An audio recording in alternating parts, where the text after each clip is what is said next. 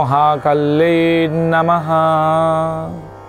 रोगान शेषान पहन्ति तुष्टा रुष्टा तु कामान् सकलान् भीष्टान् त्वमाश्रितानां विपन्नराणां त्वमाश्रितायाश्रयतां प्रयन्ति। नमस्कार दर्शक बंधु, जय जगन्नाथ।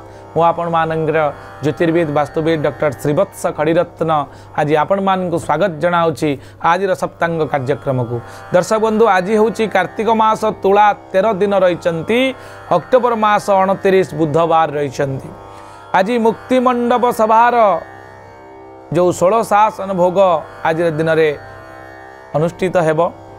शुक्ल पक्ष सप्तमी तिथि आज रही दिन 9:23 पर्यंत। उत्तराषाढ़ नक्षत्र रोचंदी संध्या 5:30 पर्यंत। मकर राशि रे चंद्रमा अहोरात्र 60 दंड भोग करिवे आज दिन में।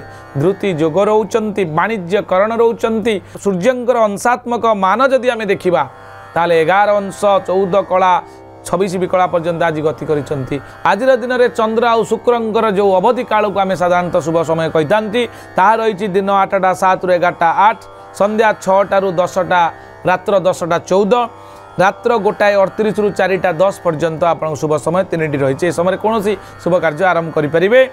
आज दिन में ताल और नड़िया खातु ना, रेस्ट्रिक्शन कर बॉडीर जहाँकि सुरक्षापी।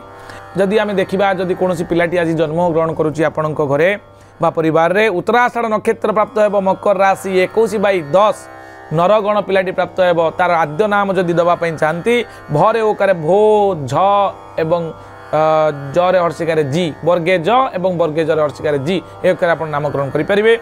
संध्या 5:30 पर जदि कौन पिला आप परिवार जन्मग्रहण करुँच श्रवणा नक्षत्र मकर राशि 22/10 देवगण पिलाटी प्राप्त है।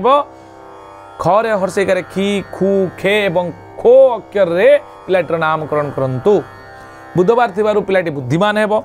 एबे आसंतु जानिबा 12टी राशिर राशिफल दैनिक चंद्रकुंडली अनुसार। मेष राशि कर्म को नहीं आपण आनंद अनुभव करेंगे। वृष राशि अनुशोचना, मिथुन राशि आघात प्राप्ति योग, कर्कट राशि भूमि लाभर सुजोग आपण पाइपारती, सिंह राशि आपण मानसिक शांति पाइबे, कन्या राशि प्रतिदान पाइबे, तुला राशि आप कलह जोग, विचार राशि सुसंवाद प्राप्ति, धनु राशि अर्थहानि जोग, मकर राशि आप बंधु सहयोग मिल, कुंभ राशि अर्थहानि जोग, मीन राशि आप सम्मान प्राप्ति जोग रही। ये थिला संपूर्ण सूचना। आज बुधवार थिबारु आपण उत्तर दिग को मुह करेंगे, सबुज वस्त्र परिधान करिकी जप करंतु ओं बुं बुद्धाय नमः। देखिए आज दिन निश्चित भाव में पॉजिटिव आपको फील करेब। आज एति दर्शक बंधु, पुणी देखा आसंता काली आज सप्तांग कार्यक्रम। नमस्कार, जय जगन्नाथ।